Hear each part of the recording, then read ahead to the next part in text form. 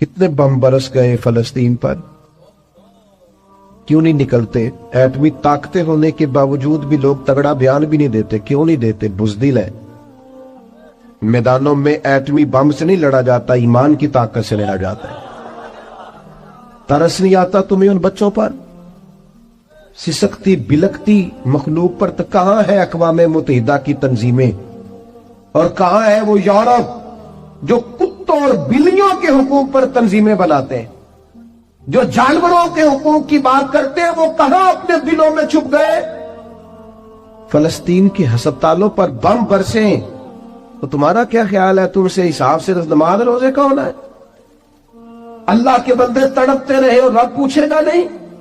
रसूल पाक अलैहिस्सलाम ने तो फरमाया, मालिक क़यामत के दिन कहेगा मैं जो उसकी शान के लायक है। अल्लाह फरमाएगा, मैं भूखा था, तूने खाना क्यों नहीं खिलाया? मैं प्यासा था, तूने, ये सही मुस्लिम की हदीस, मुझे कपड़ों की जरूरत थी, लाया क्यों नहीं? बंदा अर्ज करेगा, मालिक तो खाने पीने से पहनने से पाक है। तो रब फरमाएगा, वो जो तेरे पड़ोस में बंदा भूखा था तो बंदा तो मेरा ही था ना, वो जो प्यासा तड़प रहा था तो मेरा ही था ना। वो जिन अस्पतालों पे बम बरसते हैं वो कौन है? वो जहां जनाजे पढ़ने को कफन मुयस्सर नहीं, वो कौन है? जब वो पूछेंगे बुला के तुमको अपने सामने, तो क्या जवाब जुर्म दोगे तुम खुदा के सामने? तुम सो रहे हो, सियासतें कर रहे हो, इलेक्शन की बातें कर रहे हो? खुदा से डरो। एक बात बड़ी जरूरी है, वो मैंने आपसे जरूर करनी है। एक आयत है कुरान पाक की, सूरत बकरा पहला सिपारा आयत नंबर 120। अल्लाह ताला ने ना एक हद बयान कर दी, फरमाया वलन तरदा अनकल यहूद वलन नसारा हत्ता तत्तबिया मिल्लतहुम। फरमाया ये यहूदी और ईसाई तुमसे हरगिज राजी नहीं होंगे। ये कुरान है और सादा तर्जमा तफसीर की भी जरूरत नहीं। ये मुआहदे कर ले, मोहब्बत के वादे कर ले, ये तुमसे राजी नहीं होंगे। कब राजी होंगे? हत्ता तत्तबिया मिल्लतहुम, यहां तक कि तुम इनके दीन की पैरवी करने लग जाओ। मेरा जब पहली दफा पासपोर्ट बना तो मैंने सारा पढ़ा, किताबें पढ़ने का शौक था शुरू से।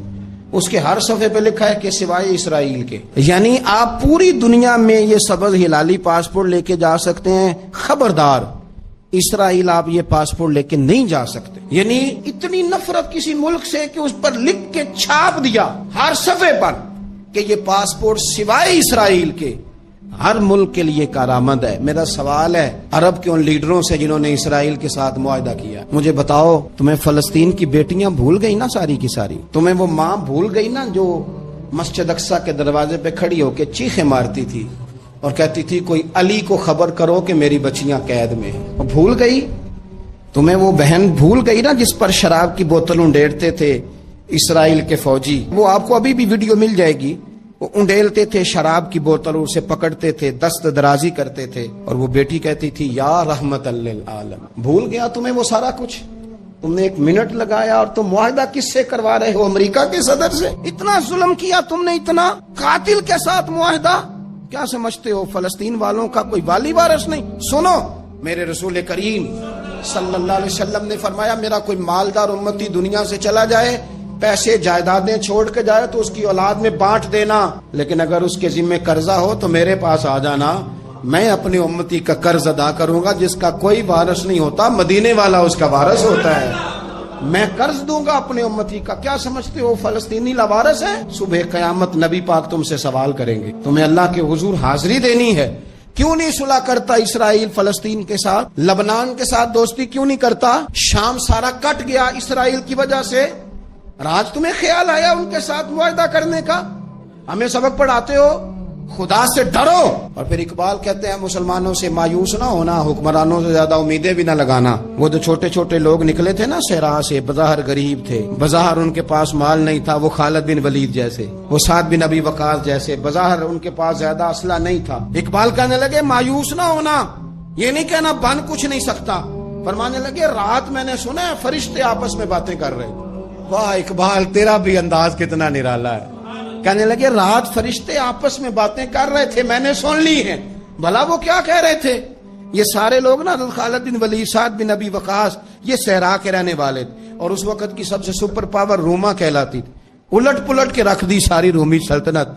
तो इकबाल कहने लगे रात फरिश्ते आपस में बातें कर रहे थे कि सुना है पाकिस्तान के, हिंदुस्तान के मुसलमान जवान मायूस हो गए کہنے لگا نا مایوس ہونا نکل کے صحرا سے، جس نے روما کی سلطنت کو الٹ دیا تھا، نکل کے صحرا سے۔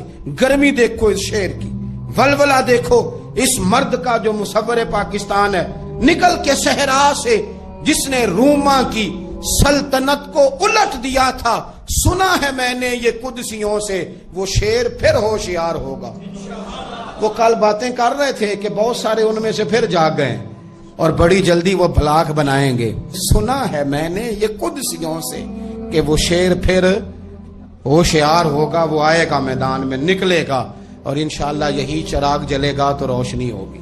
انسان زندگی میں جب جدوجہد کرتا ہے، کوشش کرتا ہے، وہ بہت سارے دنیاوی اسباب اختیار کرتا ہے، جتنی عقل اللہ نے دی ہوتی ہے اس عقل کا بھی وہ استعمال کرتا ہے، کوشش کرتا ہے کہ کچھ اچیو کر سکے زندگی میں، کچھ مقاصد کا حصول اسے میسر آئے۔ عزیز بھائیوں، ایک بات اپنے ذہن میں اچھی طرح بٹھا لیں اور لکھ لیں کہ زندگی میں جو کسی بندے کو کامیابی حاصل ہوتی ہے وہ رب تعالیٰ کی مدد سے حاصل ہوتی ہے۔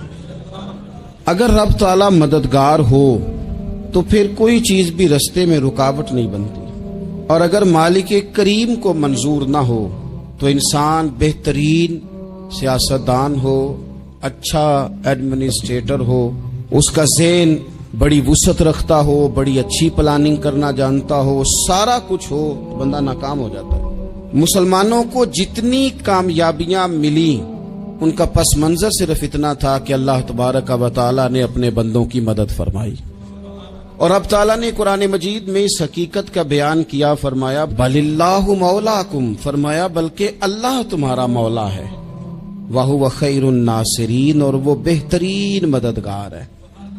وہ جو رب تمہارا مولا ہے وہ بہترین مددگار ہے، اور اگر وہ مدد کرے تمہاری، سورہ آل عمران میں آگے جا کے ارشاد فرمایا اگر اللہ مدد کرے تو پھر تم پر کوئی غالب نہیں آ سکتا، اور اگر وہ تمہاری مدد چھوڑ دے تو پھر کوئی تمہاری مدد کر سکتا، کوئی مدد نہیں کر سکتا۔ بدر کی جنگ بھی اور فتح مکہ بھی رمضان المبارک میں ہوا ہے۔ میں دونوں پر غور کر رہا تھا تو ایک نیا مضمون میرے ذہن میں آنے لگا۔ بدر کی جو جنگ ہے اس میں بھی ایک عجیب انقلاب آیا ہے کہ 313 نے 1000 سے مقابلہ کیا، اور جن 1000 سے مقابلہ کیا وہ اسلحے سے لیس تھے، اور یہ جو 313 ہیں ان کے پاس 6 زرہیں، 8 تلواریں، چند گھوڑے، لیکن اللہ نے کامیابی دی تو خود رب نے بیان کیا کس طرح دی، فرمایا وَلَقَدْ نَصَرَكُمُ اللَّهُ بِبَدْرٍ وَأَنْتُمْ أَذِلَّةٌ۔ وہ کامیابی اس طرح ملی ہے کہ رب نے تمہاری مدد کی تھی، تم تو کمزور تھے، اللہ نے بدر میں تمہاری مدد کی، تم جیت گئے۔ وَلَقَدْ نَصَرَكُمُ اللَّهُ بِبَدْرٍ وَأَنْتُمْ أَذِلَّةٌ، اللہ نے بدر میں تمہاری مدد کی، تم تو کمزور تھے۔ پھر فتح مکہ نصیب ہوئی تو اس میں بھی بہترین منصوبہ بندی نبی پاک علیہ السلام نے فرمائی، بہترین حکمت عملی حضور نے اپنائی، لیکن ہمیں جو اللہ رسول نے بات سمجھائی وہ کیا ہے؟ اذا جاء نصر اللہ والفتح، فرمایا جب اللہ کی مدد آئی اور فتح نصیب ہو گئی۔ یہ اللہ نے مدد فرمائی تمہاری، یہاں بھی فتح مکہ بھی اللہ کی مدد سے، جنگ بدر بھی اللہ کی مدد سے۔ وہ جو مدد ہے اللہ تعالیٰ کی، جب وہ ہم یہ کرتے ہیں کہ ہم اپنی ساری زندگی سیاست کی نظر کرتے ہیں، ہماری سیاست صرف ملک میں نہیں ہوتی، ہماری سیاست خاندان میں بھی ہوتی ہے، ہم گھر کے اندر بھی سیاست کرتے ہیں، ہم کسی خاص طریقے سے لوگوں کو اپنے پیچھے چلانا چاہتے ہیں، ہم ایک خاص اسلوب اختیار کرتے ہیں کہ لوگ ہمارے پیچھے چلیں۔ اس کا نقصان ہمیں یہ ہوتا ہے کہ سیاست جو ہوتی ہے یہ شطرنج کے ہیر پھیر کی طرح ہوتی ہے، تو اس کے راز بڑی جلدی کھلنے لگ جاتے ہیں، پتہ چل جاتا ہے کہ بندہ مخلص نہیں تھا، سیاست کر رہا تھا، طریقے سلیقے سے اس نے جوڑ کے رکھا ہوا تھا۔ ہم ہر جگہ سیاست کے بل بوتے پر چیزوں کو لے کے چلنا چاہتے ہیں، سیاستیں ناکام ہو جاتی ہیں، سیانے لوگ فیل ہو جاتے ہیں، بچتا صرف وہی ہے جس کے پیچھے رب تعالیٰ کی مدد شامل حال ہوتی ہے۔ اپنی زندگی کے اندر ہم جو کچھ بھی کر رہے ہیں، جس شعبے سے بھی ہمارا تعلق ہے، آج ہم نے اس بات پہ غور کرنا ہے کہ پہلے تو یہ غور کر لیں کہ جو کام ہم کر رہے ہیں کیا وہ کام ایسا ہے کہ اس میں اللہ کی مدد ہمیں ملے گی؟ اگر آپ کوئی معاذ اللہ ناجائز کام کر رہے ہیں، फेल हराम का इर्तिकाब कर रहे हैं तो उसमें तो मदद इलाही आएगी नहीं। पहले तो ये देखें जो कर रहे हैं वो काम मदद इलाही वाला है, और अगर अल्लाह ताला की मदद वाला वो काम है फिर उस पर गौर करें कि क्या हमने मालिक से मदद का सवाल किया है, हमें मदद मुयस्सर आ रही है। वो मैंने बुजुर्गों से एक बात सुनी थी, वो बड़ी याद रह गई। वो फरमाया करते थे काबिलियत भी बड़ी चीज है लेकिन कबूलियत सबसे बड़ी चीज है। काबिल होना भी बड़ी बात है लेकिन ज्यादा बड़ी बात यह है कि उसकी बारगाह में कबूल भी है कि नहीं। अपनी जिंदगी में अल्लाह की मदद की तरफ बढ़े, मालिक की मदद का हुसूल इख्तियार करने की कोशिश करें, अल्लाह के साथ अपने आप को जोड़े। अगर अल्लाह की मदद नसीब हो, ये जो हम जितना डरते रहते हैं, सहमे रहते हैं, परेशान रहते हैं कोई क्या कर देगा, हमारे यहाँ ना हर शोबे में माज़अल्लाह एक माफिया है, इल्ला माशाअल्लाह। वो माफिया कहता है मेरे साथ मिलोगे तो मैं चलने दूंगा वरना मैं नहीं चलने दूंगा, मार्केट में आ ही नहीं सकता फलाना बंदा क्योंकि यहाँ हमारा कब्जा है। और मेरे भाई फिर बहुत सारे लोग जिनकी नीयतें और इरादे बड़े अच्छे होते हैं शुरू में, वो भी उस माफिया का शिकार हो जाते हैं और उनके रंग में रंग जाते हैं। याद रखना, किसी शख्स की ब्लैकमेलिंग का कभी शिकार ना होना, कभी किसी की मीठी और मुसज्जा मुकफ़ा बातों का शिकार ना होना। कोई क्या कर सकता है अगर अल्लाह मददगार हो तो। जिसको रब करीम उठाना चाहे उसे कोई गिरा सकता है। हम ये डरे डरे सहमे सहमे परेशान परेशान फैसला करने की ताकत नहीं, मुझे चलना चाहिए कि नहीं, उठना चाहिए कि नहीं, करना चाहिए। उठ बांध कमर क्यों डरता है, फिर देख खुदा क्या करता है। हजरत अब्दुल्ला इब्ने अब्बास फरमाते हैं मेरे नबी पाक अलैहिस्सलाम ने मेरी तरबियत फरमाई, हुजूर ने मेरी तरबियत फरमाई, और महबूब पाक अलैहिस्सलाम ने फरमाया अब्दुल्ला याद रखना, ये नौजवान दोस्त मेरी बात लिख लें, परेशान लोग मेरी बात लिख लें, जिनके पास कुव्वत फैसला नहीं वो इस बात को लिख लें। हजरत अब्दुल्ला इब्ने अब्बास फरमाते हैं मेरे नबी पाक अलैहिस्सलाम ने मुझसे फरमाया था अब्दुल्ला सुन, अगर सारी दुनिया मिल के तेरा कोई नफा करना चाहे कर नहीं सकती जब तक मेरे रब की रजा ना हो। और फरमाया सारी दुनिया मिल के तेरा कुछ बिगाड़ना चाहे तो अब्दुल्ला बिगाड़ नहीं सकती जब तक रब करीम की हिकमत का तकाजा ना हो। लोगों से डरना, लोगों की तरफ देखना, माहौल देख के अपने राह का तायुन करना, हर बंदे के ख्यालात के मुताबिक ढलने की कोशिश करना, फलाना ना नाराज हो जाए, फलाना ना नाराज हो जाए, वो जिसने होना हो जाए, बस रब रसूल नाराज ना हो। अपनी जिंदगी में अपने मालिक को मौला जान के, बलिल्लाहु मौलाकुम, अल्लाह तुम्हारा मौला है, वहुवा खैरुन नासिरीन, वो बेहतरीन मददगार है। तवज्जो जब भी करें रब की जानिब करें, अपने दिल का किबला दुरुस्त रखें, सोचों के जाविये सीधे रखें। मेरे भाई मालिक जब बंदोबस्त कर दे ना, जब मालिक बंदोबस्त कर दे फिर ऐसा बंदोबस्त करता है कि लोगों के पास ना चारा नहीं रहता। हजरत मरियम रज़ियल्लाहु ताला अन्हा पाकबाज थी, मस्जिद में रही थी, पर मालिक की हिकमत के तकाजे बड़े अजीब है ना। फिर जनाब मरियम को अल्लाह ताला ने बगैर शौहर के औलाद अता कर दी। ये बात ही ऐसी थी, वो किसी ने कहा था कि मखलूक तो फनकार है इस दर्जा के पल भर में, संगे दरे काबा से भी असनाम तराशे, तुम कौन हो क्या चीज है दागे कबाबी। लोगों ने तो मरियम पे भी इल्जाम तराशे। तो लोगों ने कहा किधर से ले आई बच्चा, तेरा बाप तो ऐसा नहीं था, कहां से ले आई। अल्लाह करे मैं आपको समझा सकूं, जरा अपने आप को वहां खड़ा करें कि एक पाक बाज औरत, पाक बाप की बेटी, तैयब मां की बेटी और अल्लाह के घर में परवरिश पाने वाली खातून, एक वो वक्त और एक ये वक्त कि उस औरत को कटहरे में खड़ा करके पूछा जा रहा है कि माज़अल्लाह तेरी गोद में बच्चा जायज नहीं है, कहां से लाई है। अब खुद से सफाइयां बंदा कितनी को दे, कितनी को वजाहतें करे। और मैंने तो अपनी जिंदगी में देखा है ज्यादा वजाहत देने वाले को भी लोग झूठा समझने लग जाते हैं। ज्यादा वजाहत देने पर भी लोग कमजोरी का इजहार समझते हैं कि कमजोर पड़ गया। आप सुलह की कोशिश करते हैं, सामने वाला बुज़दिल समझ लेता है। ज्यादा वजाहतें भी कमजोर कर देती हैं। अब हजरत मरियम को कटहरे में खड़ा करके कहा बच्चा किसका है,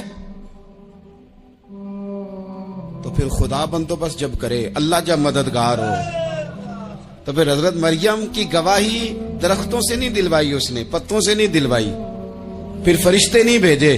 حضرت مریم کہنے لگی مجھ سے نہ پوچھو، وہ جو پنگوڑے میں ہے اسی سے پوچھ لو، ان سے پوچھو نا، وہ کون ہے پوچھ لو، ان سے کر لو سوال۔ انہوں نے کہا پنگوڑے میں چند دنوں کا بچہ یہ جواب دے گا؟ مددگار تھا رب،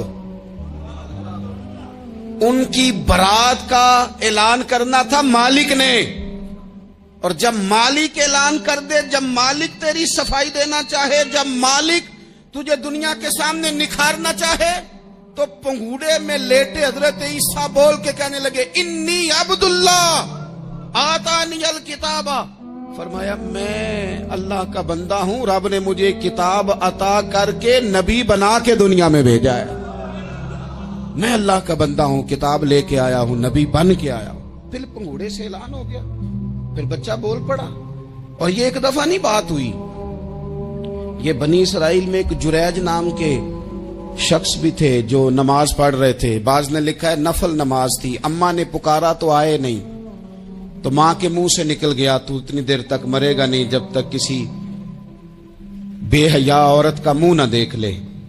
تو وہ عبادت گزار تھے، لیکن لوگوں نے ان کی عبادت، ریاضت، پرہیزگاری کو نہیں دیکھا، بس ایک عورت کو بھیج کے الزام لگوا دیا۔ وہ عورت آیا جایا کرتی تھی، اب آ جاتی ہیں عورتیں، مسئلہ پوچھنے کی نیت سے بھی آ جاتی ہیں، ماحول میں کچھ جگہ ایسی بھی ہیں جہاں عورتیں دم کرانے کے بہانے آ جاتی ہیں۔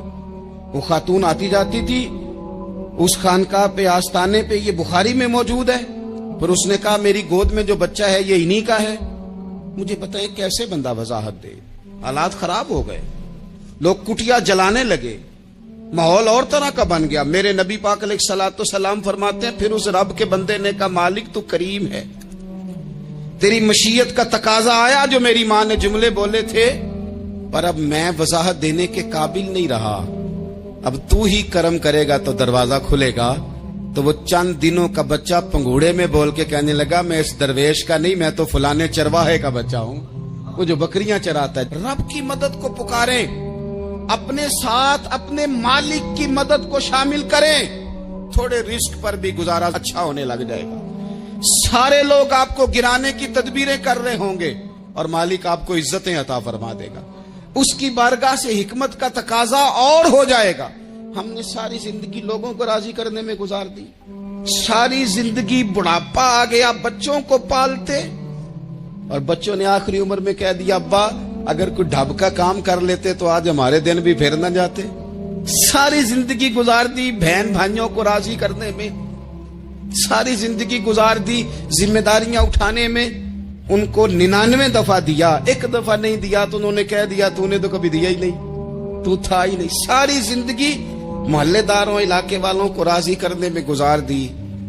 اور میں نے ایسے لوگ بھی دیکھے دین کے لیے وقت گزارا، لیکن جب بڑھاپے میں دانت کام نہ کرتے تھے تو وقت کے مفتیوں کو بھی مسجدوں کی کمیٹیوں نے کہہ دیا اب آپ کی سمجھ نہیں آتی، ہم نے خطیب کو یور رکھنا ہے، نہ دیکھو دنیا کی طرف، دنیا رلا دیتی ہے، نہ راضی کرو بندوں کو، بندے تھکا دیتے ہیں، نہ پیچھے بھاگو ہر وقت دنیا داروں کے، یہ انسان کو کمزور کر دیتے ہیں۔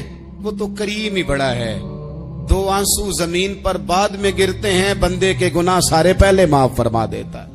اللہ کی مدد کا حصول، اپنے مالک کی مدد کی طرف بڑھنا، آپ کو بدر کی جنگ بھی یہی درس دے گی، آپ کو احد کا میدان بھی یہی سبق دے گا، فتح مکہ بھی یہی سبق دے گا۔ میرے دوستو، جب رب مدد فرمائے، جب اللہ مددگار بنے، دوستوں سے ایک بات اکثر کرتا ہوں، میں کہتا ہوں کہ جتنے درد سے آپ امیر کو اپنی کہانی سناتے ہیں نا، اور جس طرح آپ کے آنسو بات کرنے سے پہلے گر جاتے ہیں کہ غریب ہیں، بچیاں ہیں، کاروبار نہیں، او میرے سنگیو، اس سے آدھے آنسو اپنے رب کی بارگاہ میں بکھیرو، اس کے حضور عرض گزار ہو جاؤ، اس سے طلب کرو۔ ایک وقت انسان پر زندگی میں ایسا آتا ہے کہ اسے یوں محسوس ہوتا ہے کہ میرا سایہ بھی ذرا سا پیچھے ہٹ گیا ہے، اسے یوں لگتا ہے کہ میں کسی سہارے پہ ہاتھ ڈالتا ہوں تو وہ بھاگ جاتا ہے مجھ سے، لیکن مالک کی بارگاہ ایسی عظیم بارگاہ ہے، رب رسول کے آستانے اتنے بڑے ہیں کہ آپ جب وہاں کشکول طلب دراز کرتے ہیں تو جھولی پھیلانے میں دیر لگتی ہے، ان کو بھرنے میں تو کوئی دیر نہیں لگتی۔ ہم نے اپنا سوچ کا قبلہ ہی دنیا کو بنا لیا ہے۔ یہ جو اللہ والوں کی مدد ہے یہ تو اللہ ہی کی مدد ہے، لیکن یہ جو سیٹھوں کی طرف توجہ کرنا، نوابوں کی طرف توجہ کرنا، دنیا داروں کی طرف توجہ کرنا اور اپنا مزاج اس طرح کا بنا لینا، یارو گردن کو جھکا دیتا ہے خیرات کا پتھر، جہاں میں مانگنے والوں کے سر کبھی اونچے نہیں ہوتے۔ اور اقبال کہتے ہیں غیرت ہے بڑی چیز جہانے تگ و دو میں، پہناتی ہے یہ فقر کو تاج سردارا۔ میں عرض کروں گا کہ اپنی آپ جب توجہ کا قبلہ اللہ رسول کو بنائیں گے تو رب فرماتے ہیں وَيَرْزُقْهُ مِنْ حَيْثُ لَا يَحْتَسِبُ، میں نہ تجھے وہاں سے رزق دوں گا جہاں سے کبھی تیرا گمان بھی نہیں کیا ہوگا۔ یہاں سے بھی مل سکتا ہے،